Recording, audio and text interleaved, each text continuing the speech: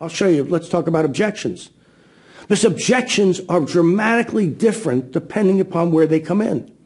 You call somebody up, say, Mr. Prospect, I'd like to come see you. And he says, I'm not interested. And that's over here. He initially says, I'm not interested. Is that different than when you've already made your recommendation and it's now here and he says, I'm not interested? Same words, but one, it happens in the beginning of the process and the other happens at the end of the process. Is it different? Of course it's different.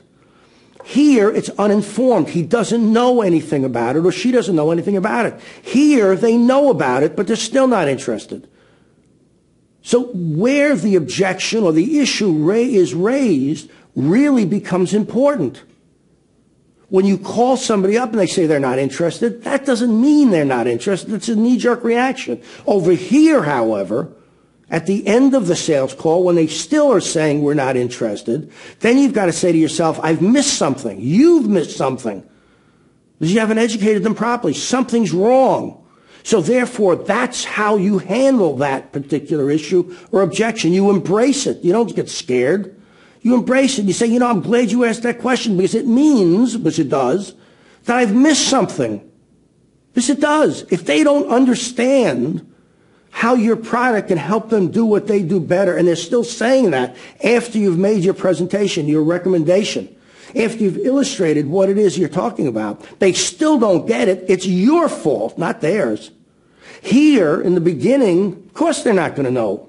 Of course they're not that interested. Of course they don't understand because they haven't had a chance to do it yet. To understand it, you haven't explained it yet.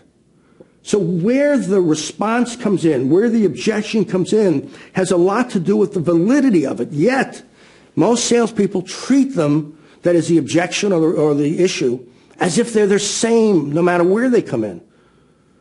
When you cold call somebody and you say, I'd like to come see you, and say, I'm not interested, you treat that as valid as if the person's saying it to you at the end of the conversation. And it isn't. It really isn't. The difficulty is understanding where it comes in and what the motivation is behind it. So we've got to think about that. We've got to understand it. You should not be getting objections in your sales call. You should be getting discussion points and issues. And don't treat every issue or every question as an objection. Embrace it. Say, I'm glad you asked that question. It's a question. It's a question. If the person says, well, I don't understand how that works or how that can help us, it's a question. You don't have to treat it as an objection. The best way to handle an objection is simply embrace it by saying, Mr. Prospect, I'm glad you asked that question. It gives me a chance to answer it. Yet most salespeople don't do that. Because the books that are written on objections talk about all this nonsense, all this stuff, all these other ways of getting around it. There's no way of getting around it. Just answer the question. Is it better than? How does it work? Yes, this is what it does. This is how I think it can help you. But we don't say it that way. We get all involved. We come up with these fancy answers. And that's because our proposals, and that's because our presentations tend to be big things that don't relate necessarily to that particular prospect and what they're trying to accomplish. Listen to it again. What they're trying to accomplish, because that's the goal. Remember, our definition of selling is asking people what they do, how they do it, when they do it, where they do it, who they do it with, why they've chosen to do it that way, and our job is to help them do it better. Just remember that. Asking people what they do, how they do it, when they do it, where they do it, who they do it with, why they do it that way, and our job is simply to help them do it better.